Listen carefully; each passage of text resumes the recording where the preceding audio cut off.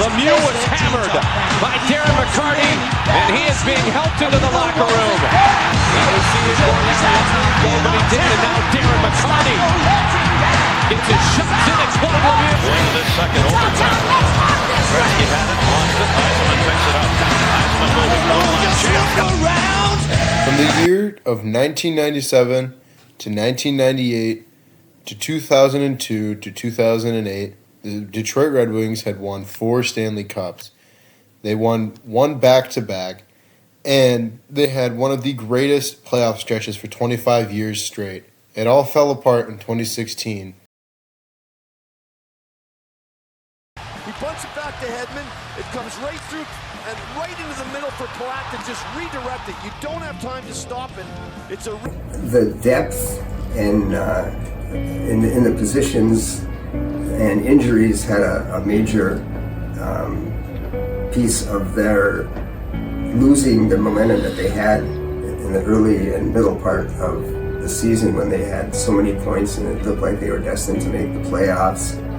And the goaltending was very consistent, but then the top goaltender got hurt and he was in and out of the lineup, and the other two didn't have the ability to maintain what he had going. So I think those are probably the key things: injuries and consistency with the goaltending and the defensive team play. I don't think they need a break. I think every time there's an All-Star break or Olympic break or Nations Cup for Nations, I think they just lose it. They lose momentum and they can't regain it. A couple years in a row. One major question to look at is, what are the holes in Yzerman, or what are some holes in the team that we really and truly need to fix? Well, the most obvious would be, we need better players.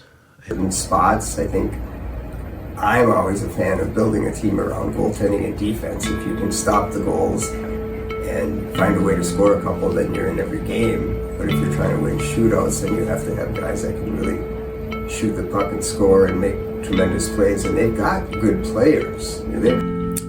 We need at least 2 big name players. I feel like we need, our goalie was good. That was the first thing. We got a decent goalie, but he could not carry the team all season. But we need like a top tier defender and a top tier center. The question here is, what really took the Red Wings truly away from the playoffs?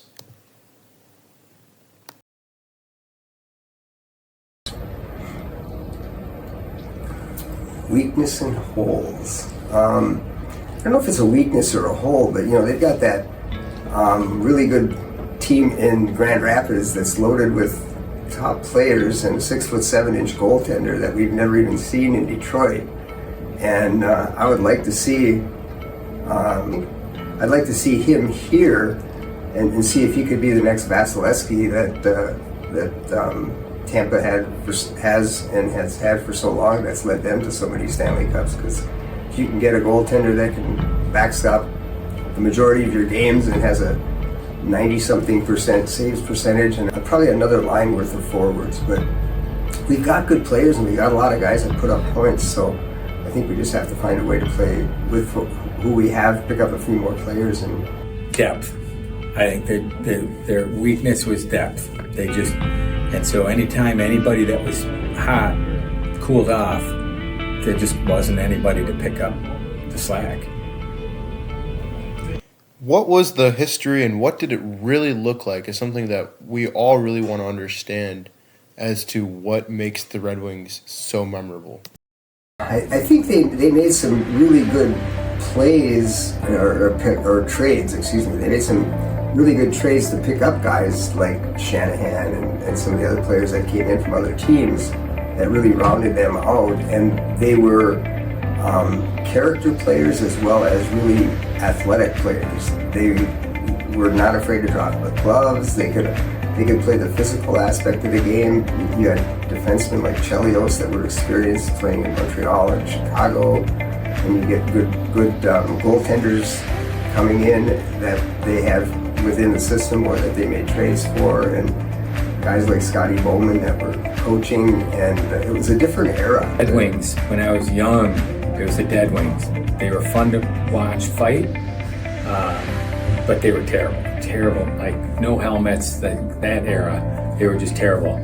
And then they started getting into Russians and Swedish players, and then they started playing like this mix of speed and strength.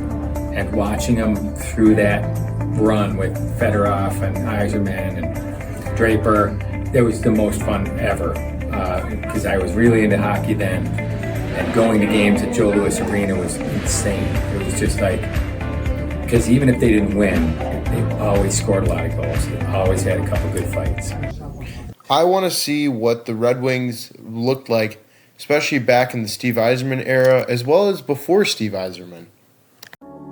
My memories go back to Gordie Howe, so the memories are Del Vecchio and Lindsay and all of those guys. My memories of the Red Wings are for 60, 70 years. So there's so many quality, even when there was only 6 teams in the league, they were still, the Sunday afternoon games against Chicago, and then you get on a train and you're on the same train as the same team that you just played. You're heading back to play the next night at your place. And it was just a whole different world back in those days for hockey. And I think when they're like in that Yzerman era, they just were consistent, like just plug and play. Like they just had players that would just show up, and you could plug them into any one of the lines, and the line was effective. To watch Original Six matchups, or just the pride of Detroit being hockey town. Even when they're bad, they're fun to watch. It's fun to see live. Overall, the Detroit Red Wings have been one of the greatest teams in the NHL. They've had the best 25-year playoff stretch, in my opinion, and I believe that they are a solid team who just need a few tweaks in goaltending, defense, and just picking up a couple star players, and the Detroit Red Wings will be on their way to success.